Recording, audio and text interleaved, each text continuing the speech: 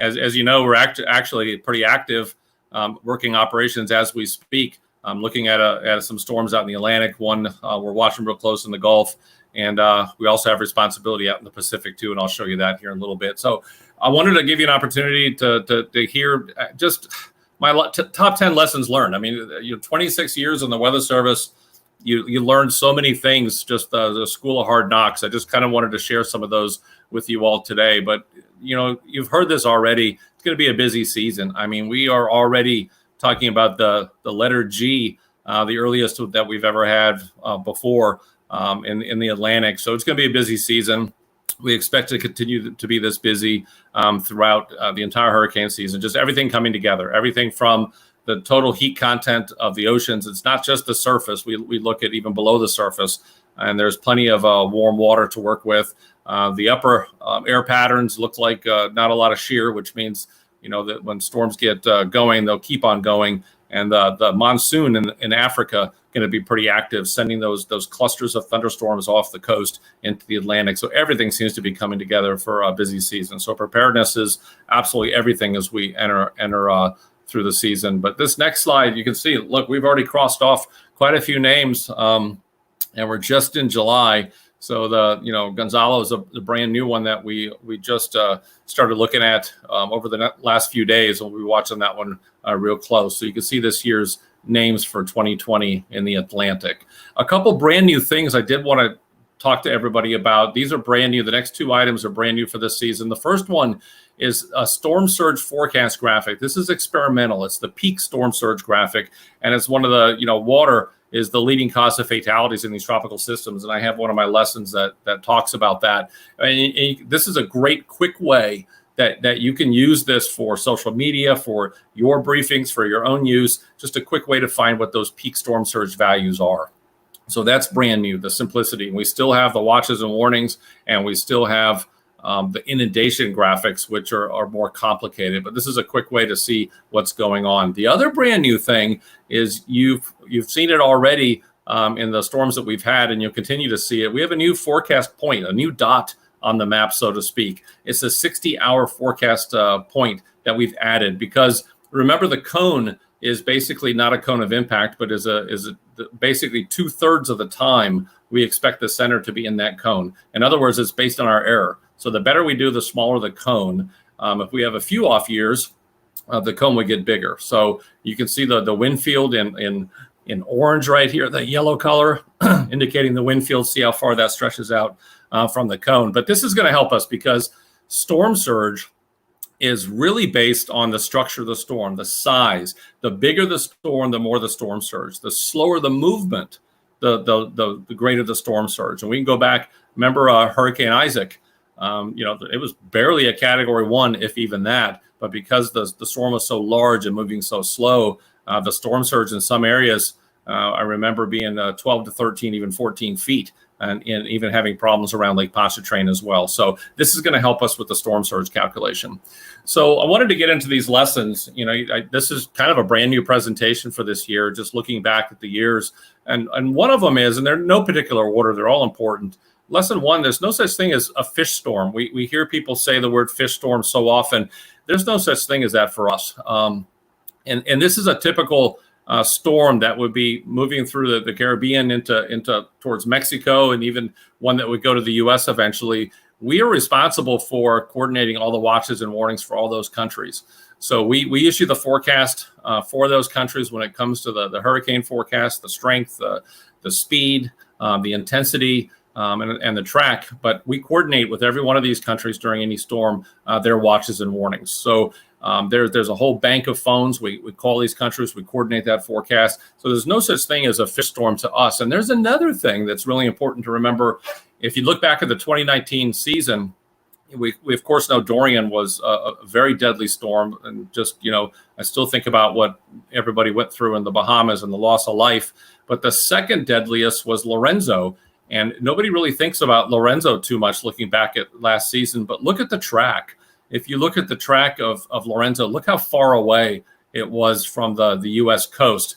However, we had a ship, the Bourbon Road, got in too close to Lorenzo, and there were 11 fatalities from that ship that sank.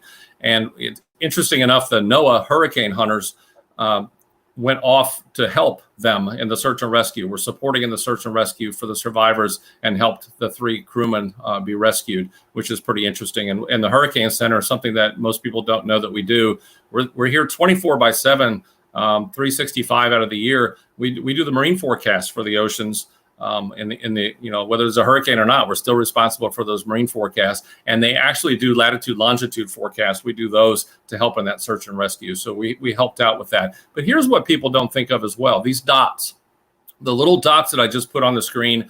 There were 8 rip current fatalities in the United States from Florida to Rhode Island. So even a distant storm is so critical to realize. Even far away, you can have some of these impacts, and we've seen that. I've seen storms in the middle of the Gulf put storm surge and high water values in Louisiana. So it's just something to think about. Here's lesson 2. Be careful looking at your favorite model. I mean, we have a tendency to on our apps, on television, we always look for that model that we want to look at. But it's interesting that depending on personality type, sometimes we will pick the model that misses us and have some relief, or maybe pick the one that hits us 10 days out when we know there could be 1,000-mile error in something that's 10 days out. So be always careful looking at those single lines. And what was good last time when it comes to modeling may not be good the next time. So I did want to say, when we issue the forecast at the Hurricane Center, we literally have, for every one of those models, 40 to 60 ensembles of every single model. So we're looking at over 100 different tracks, and we're blending those together. We're left, right. This model's not doing well, so we lower the percentages that we use on those. All that's going on behind the scenes. So trust the forecast. We're really looking at all those models, and we're blending that into the official. And I could tell you, over the last, we did a study. We did a study over the years, but in particular, the last 3 years, the Hurricane Center's forecast beat the models every single time, every single storm. So it's just something to consider. And we're getting better with the track. I mean, we are really, look at the improvements through the 1960s all the way through the current time. I mean, it's absolutely staggering how much improvement that we've made in the actual track forecast, computing power, learning about the science part of it, et cetera. Just amazing how we're doing with the track. Even Cristobal, as that was headed south into Mexico, we still had it forecast to come on back into Louisiana. So it's just something to think about how well that we've done with the track. And I'll tell you in a little bit, we still, some areas that we still struggle. And here it is. If you look at the actual graph, the top one is the Hurricane Center's forecast, 2017 to 2019. This is the intensity. We're still beating the models. So that's why we're here. And I did do a calculation. We actually have 150 years of experience in the building with a hurricane specialist. I thought it was interesting to add that up with everybody in the building. Why does it matter? Well, it does, because this is your 3-day cone in 1990. So think about a storm. And actually, this is from Dorian. So back in 1990, Dorian would have triggered evacuations from the Keys, Florida, all the way up the southeast United States. The red circle in the middle, that's the cone today. So 3 million people did not evacuate in Hurricane Dorian because of the improvements in the forecast track. So think about that for a second. So all that, the science that goes into that, the improvements that go into that, it matters, because it really matters on the ground in what we have to do. Lesson 3, it's all about the impacts.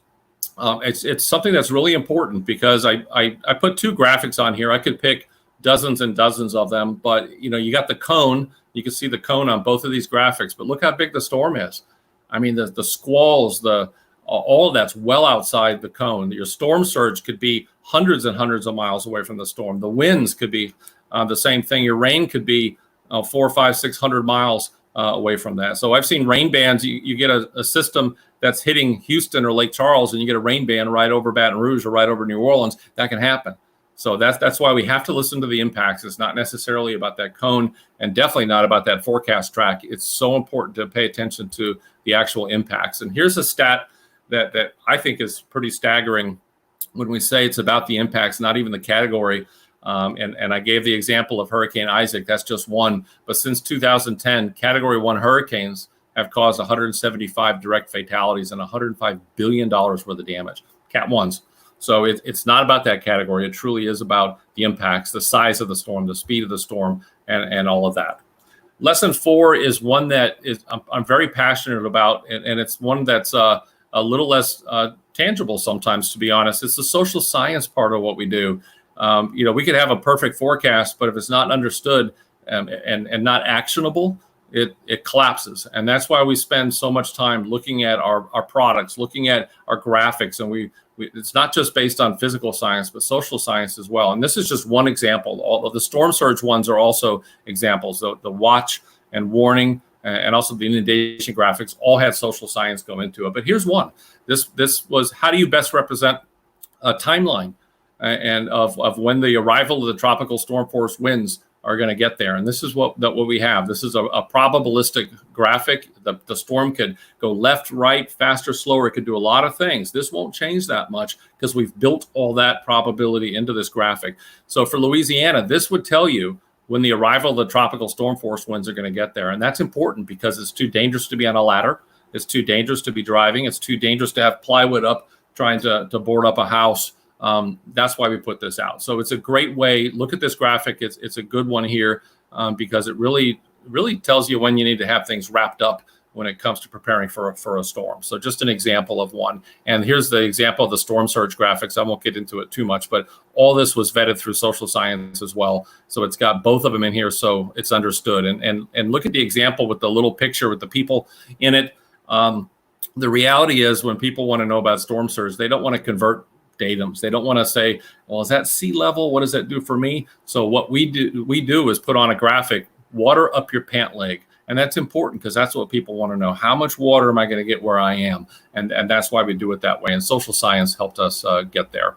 And the perceptions of social science is so critical. And we all do it. We're all guilty. Myself, everybody does this, and I could go in a damage area and I'll hear within a mile, I'll hear the top two quotes. Well, I didn't know it was going to be this bad. I'm never going to stay again. And then a mile down the road, well, that wasn't that bad. I'm never going to leave again. So it's all about perception. It's all about previous experience. Everybody's risk perception is truly based on their previous experience. Just because it didn't happen last time doesn't mean it can't happen this next time. Every storm is so different. It really is 30 or 40 miles. Think of this for a second. 30 or 40 miles difference, a wiggle. Little wiggles matter. A little wiggle, 30 or 40 miles could be the difference at any given point between a couple feet of storm surge and 12 feet of storm surge, deadly storm surge. Think of that. And so within our, and 30, 40 miles is still a good forecast. So that's why we have to really look at this big picture and keep people safe. And the bottom one, anchoring is a big one. It was nothing when I looked a few days ago. The forecast changes. So please, I urge everybody with every forecast, reevaluate that forecast, reevaluate those impacts and look at your risk because things do change. They intensify, they move a little bit, and we constantly update that forecast. Lesson 5, intensity forecasting is so difficult. We still struggle. We're getting better. You can see the graph here. If you're looking at it from left to right, as long as we're headed in the downward direction, we're getting better with our intensity forecasting, but it is very difficult. And it's a very difficult forecast. There's still stuff we don't understand, upper atmosphere. How do you get real-time profiles of the ocean temperatures? Are we stirring up cold water, warm water? It's a very difficult forecast for us. We're getting better, but it's not perfect. And we do tell people kind of an old saying that I've used for decades is, you always got to plan for one up just in case, because the intensity forecast is really tough. But you can see from this line, we are getting better.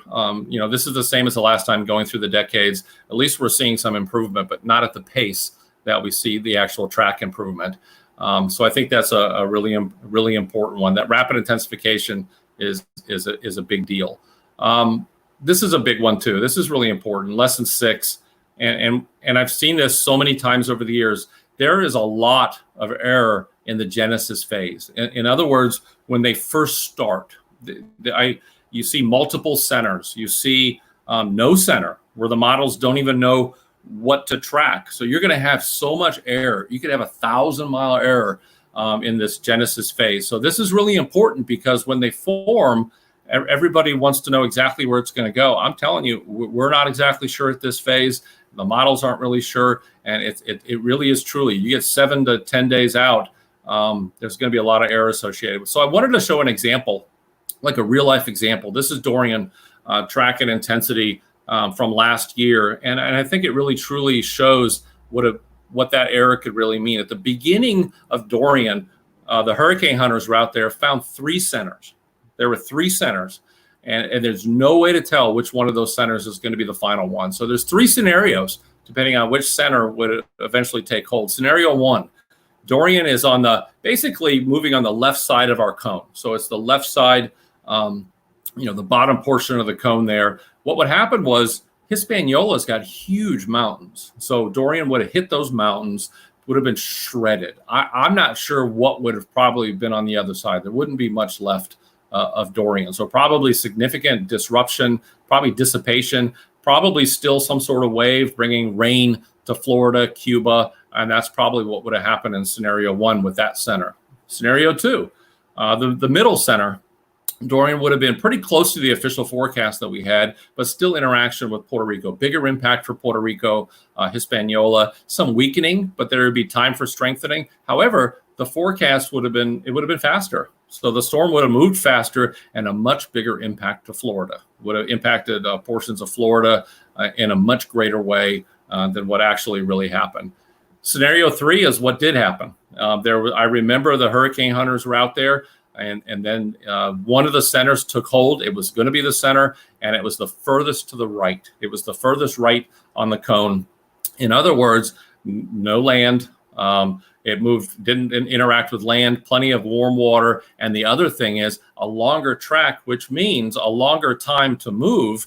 And the high pressure over the Atlantic moved away, and that's what caused the stall. I don't think we would have saw that stall if we had scenario 1 or 2. So such a difference. Think about that.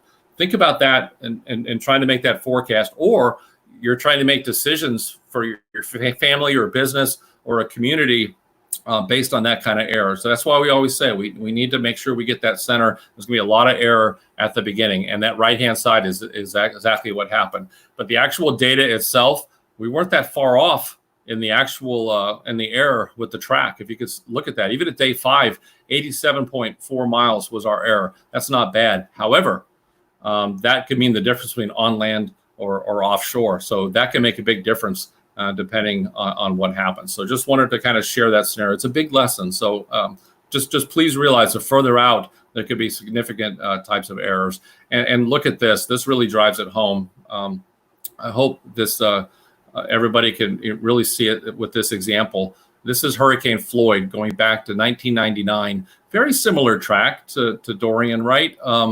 A little more spread in the lines because there's more error associated with the forecast. But this right here, 3-day error, 236 miles at 3 days, triggered the largest evacuation in United States history at the time, 2.6 million people from 5 states. Look how far we've come. This is Dorian. You see the track's more clustered because we have less error. 3-day error, preliminarily, we're looking at 35 miles for Dorian, and that meant 3 million people. Think about this: 3 million people did not have to evacuate. So that's a big advance. Kind of getting to the last ones here. This is important to me, and I always ask this question, and we are no stranger to the answer to this in Louisiana. When you close your eyes, what do you think of when you see a hurricane? And when you go to communities, because I've done this hundreds of times, most people see the wind, and we remind them it's the water that kills, and we're no stranger to that. Storm surge is the leading cause. Rain is next. Offshore is part of it. 90% of fatalities in tropical systems, everybody, is water. That's the danger. That's why we evacuate for storm surge. That's why we get to higher ground. It's all about that water. And looking from 2016 to 2018, 83% of the fatalities in those tropical systems in those years was water related. Interesting enough, most of that was all, for the most part, mostly inland flooding, which was pretty interesting. So normally, historically, the storm surge is the leading cause of fatalities, but we have the new watch and warning. We're evacuating more because of the storm surge, because we have inundation mapping. We have more accurate detail of some of that. So we still have that inland flooding, which we know a lot about in Louisiana. But here's something that's interesting that we need to know. More than half of those were in automobiles. So we still have work to do to spread out the information, turn around, don't drown. We're still losing a lot of lives in automobiles when it comes to water. So something we can do. Okay, the last few of them. This is big, and we all know, because you go back to Katrina, you go back to some of these storms that many of us have been through. It isn't over till it's over, and there's there's this thought of the storm's past me, I'm safe now, and that is not the case. Indirect fatalities, the long-term impacts of these hurricanes is significant. The leading cause of fatalities indirectly, so not necessarily the storm surge, not necessarily the wind, but other factors associated with it. The number one reason is cardiac arrest, is the leading cause of fatalities indirectly from tropical systems historically. Others here is, health impacts during the evacuation. You got automobile accidents, power issues. There's a lot of different of things that go on here, but something to think about. And you're no stranger to it. I know we're not. We know that the effects and the impacts to people after these storms last a long time, but we just got to always keep focused and keep messaging safety information long after the storm. This is brand new. I wanted to share this. I think we're going to try to put more data together associated with this is looking at vulnerable populations. And it's the surveys that I go on, and you meet 3 or 4 families living in the same home with no means to evacuate. You're meeting these people and thinking about the vulnerable populations and how they are impacted by tropical systems. This is an interesting stat. It's a sad stat, but it's one I want to share. And it's people that may not have the means, or possibly I've been through this before, I'm not leaving. It could be a variety of things here, but 8 times as many victims in tropical systems over the age of 60 as under 21. So something to think about as we go through these hurricane seasons, and thinking about the vulnerable population and how we communicate, how we talk, and how we offer support to them. The last 2, everybody, this is a big one. Storms don't care about your timeline. We get really comfortable working, going through exercises that might give us 5 days notice, 10 days notice. But the reality is you might get that on some of them. So your plan that you exercise works pretty well. There are other times where storms don't care about your timeline. Here's Hurricane Michael, Category 5, and there's only been 4 Category 5s to strike the continental United States that we have on record. You got 3 to 4 days notice on a Category 5. That can happen. So I really urge everybody, please, when you exercise your plans, do it the regular way, and then maybe part 2, try to exercise that in half the amount of time and see what happens, because they're not always gonna obey. And this is something to think about. Again, only 4 Category 5s ever hit the United States, continental United States. And I think it's really important to look at those. This is a powerful message, and it goes back to our intensity forecasting. Here they are: the Labor Day storm, 1935, Camille, 1969, Andrew, 1992, and Michael, most recently a couple years ago. And every one of these, think about this, these were Cat 5s. They were all tropical storms just 3 days prior. All of them were rapid intensification situations. So that timeline could be cut so short, so fast, and we work so hard to make sure we get that information to you, but that definitely can happen. And the last one, we have to message in so many ways. The way my kids get information is different than how I get information, which is different than how my mom gets information. We really try to spend time with social media because there's so much information out there. So we really try to be that official source, and we turn to broadcasts on social media. We put information out on social media. We try so hard to put out information in so many different ways, because that's how people are consuming it. And I think that's going to be important going forward. Key messages, we could put that out real quick. By the way, when you see the key messages from our office, we agonize over every word. We have 3 to 4 people read it, reread it. Did we communicate the right word? We've spent so much time making sure that the messaging is correct. We got the forecast, but then there's a whole messaging part of that as well. So anyway, folks, I could go on and on. I'm so passionate about this topic. It's hard to believe. I've been in the Weather Service 26 years and miss everybody in Louisiana, but thank you for what every one of you do out there on behalf of the entire Weather Service, the National Hurricane Center. We were in this with you. We're all together on this whole hurricane problem, but we're always here to support. And if you need something, we're always here to be able to help you 24 hours a day. So Mike and everybody, that's all I had. I tried to leave a little bit of time at the end for questions, but that's the whole spiel. That's awesome. That was fascinating. We do have a lot of comments and questions. The first is from Sean Duffy.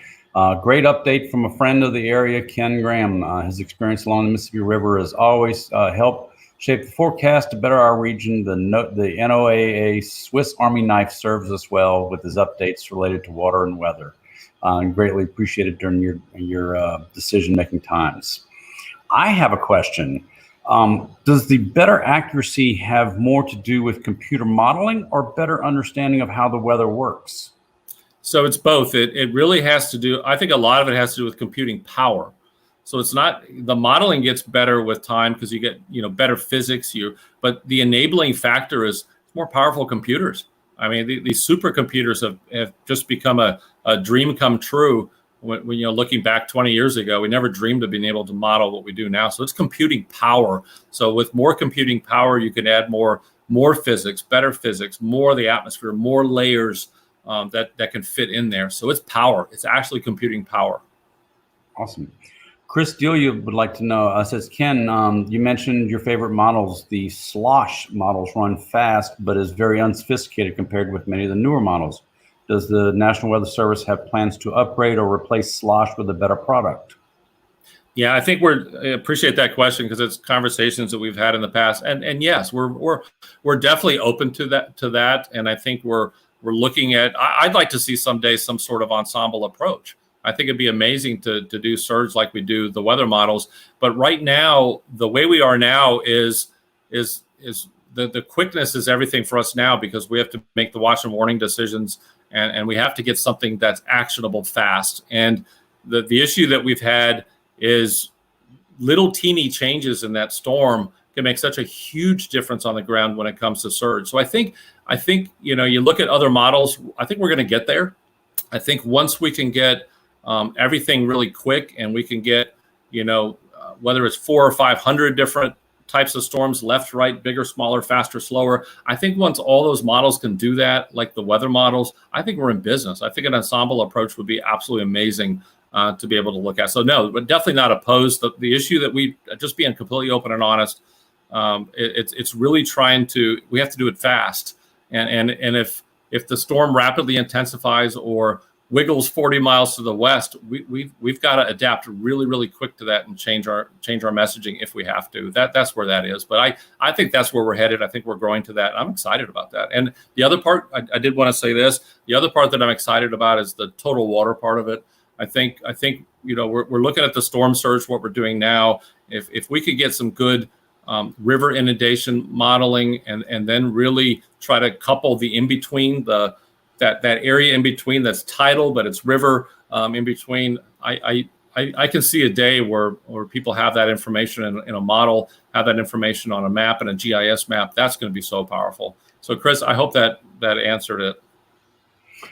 David Dorman asked, "Are there any upcoming advancements in storm prediction that you're excited about?" I think I'm excited about some of the things up and coming when it comes to, of course, the social science. But I think there's so much more we have to learn about this intensity thing. I think, we have the hurricane hunters. We actually have Doppler radar on board with the NOAA hurricane hunters. It's absolutely amazing to get Doppler radar information going right through the eye of these systems. The things that we can see are incredible and helps out the watch and warning process and the forecasters. But the other is, in a partnership through NOAA, and looking at the Navy as well, we're putting gliders into the ocean. I think, when you look at this whole rapid intensification, you look at this intensity problem that we're trying to really crack here. I mean, just having real-time profiles of the atmospheric temperature we have now through the balloons and the dropsondes, but having that over the oceans, in the oceans, under the water, that's going to be huge. So having these drones, they're actually drones that go into the water and they're getting some of that information into the models. I think there may be a breakthrough someday when it comes to this intensity problem. I'd like to see that. That's awesome. Jeff Zimmerman asked, "We've heard a lot about the sandstorms from the Sahara Desert in Africa heading out across the Atlantic and even affecting us in the U.S. Will this increase the likelihood or intensity or decrease the intensity of hurricanes affecting the U.S.? Yeah, so that dust actually decreases the activity over the Atlantic. What we have to remember is we get that dust almost every year, so it's not an unusual thing to have. Once those monsoons start, you'll start getting those in June, sometimes July, like we do. But a lot of times, what we see is when you start getting those monsoons stronger, you get more rain, and the dust seems to not be as common. So that usually shuts off at some point here, and then you'll start seeing some of those waves come off of Africa and start developing a lot more frequently. You'll see that really pick up in August and September. And Laura Thomas asked, how much communications do you have with other countries regarding the tropical storms and hurricane tracks? For example, when a storm is brewing in the Gulf, are you talking with those potential countries or islands that may be affected? Yeah, it's interesting. There's actually a part of the United Nations, the World Meteorological Organization, and we are one of the regions. So there's only about 6 different centers across the globe that actually do hurricane forecasting. We're one of them by international policy and regulation. So if you look at Gonzalo right now, we're already talking to the countries that could be impacted with those. So Cristobal, we weren't just briefing everybody in Louisiana. We were also briefing Mexico. We were in constant contact with Mexico. So all the countries in the Region 4, and you could Google it, you can look it up and see what Region 4 consists of. We are constant contact with all those countries during every single one of these storms. And what's interesting is that's also the group that we meet in person once a year. This year was virtual because of the pandemic situation, but we also are the ones that retire the names. So it's this group, all these countries get together, and we try to alternate the names, looking at language, looking at those aspects. And so we retire the names, and just a little known secret, I guess, the countries will propose names, and we'll put them on the board, and all the countries based on language, French, Spanish, and English are the main languages that we use in the committee, and make sure none of the names are offensive in any way to any different country or language. And when we narrow that down, we literally ask people to vote. I count the hands. I'm the chair of the committee. I count the hands, and the winner becomes the new name after we retire a name. It's kind of interesting. So yeah, we're in constant contact. They're amazing. I being in charge of the Slidell office for 10 years, spent 15 years of my career in Louisiana. I didn't realize how huge the international portion of what the Hurricane Center does, and what an honor it's been to talk to these countries. They're all trying to do the right thing. They all have emergency management and meteorological services, and we're all in this together. So it's been pretty humbling to meet the folks from all these countries and be a big part of what they do when it comes to safety from hurricanes. How much communication do you have with the other computer modeling systems? Yeah, quite a bit. When you look at you really specifically the European model, the American model, and others. So there's university models as well, which we talk to. But we have a great relationship with the European folks as well. We attend some of the conferences. It's tougher now, but we share information all the time. We really are. I think what's interesting about when it comes to emergency management is this way, and weather's this way, meteorology is this way. People recognize the mission and how dangerous it is. And behind the scenes, everybody's kind of on the same team. I mean, we work so close with not just emergency management, but media as well. I mean, we're always talking. We're talking about communication. We have huddles about what are the most important things that we need to get across for safety. When it comes to weather, we all come together. That's great. Another question from Jeff Zimmerman. With our understanding of weather and hurricanes improving, do you ever see us having capability to control or influence the outcome of a tropical storm, like making it less intense or changing its direction? Yeah, there's always proposals. You see some of them, and I think I just want to set the big picture real quick. These, the tropics, when you have hurricanes, I mean, it's really the Earth's way of balancing. I mean, if you think about it, we wouldn't really survive very well if the poles kept getting colder and the tropics kept getting warmer. That imbalance would make the planet tough to inhabit. So all this is a natural occurrence to keep the Earth's balance, and it's something that we need. So, and I think when you really look at the energy of a typical hurricane, it's really tough to disrupt. And the problem is, if you change the course, you might hit something else. So you have to look at that, or the unintended consequences. You have to watch as well. If I think it'd be really tough to weaken a hurricane, but even if you did, if it's slowed down, that could be more rain for somebody. And as we know, the water is the most leading cause of fatalities in these tropical systems. So you got to be real careful of those unintended consequences as well. We have another question. Laura Lindsay, do you measure the height of offshore waves during hurricanes? And if so, what heights have you observed? Yeah, they're staggering. We do. Part of it's we got buoys all over the place. So we've got buoys that are looking at those heights. We're getting satellite estimates of those heights as well. But yeah, there's lots of evidence over the years. 50, 60 feet has happened. If you think about that, that's just staggering, just absolutely staggering. That really points to the power of these hurricanes. Even relating back to the last question, if you've got wind that's able to push the water to get seas like that, that really describes the power of these systems.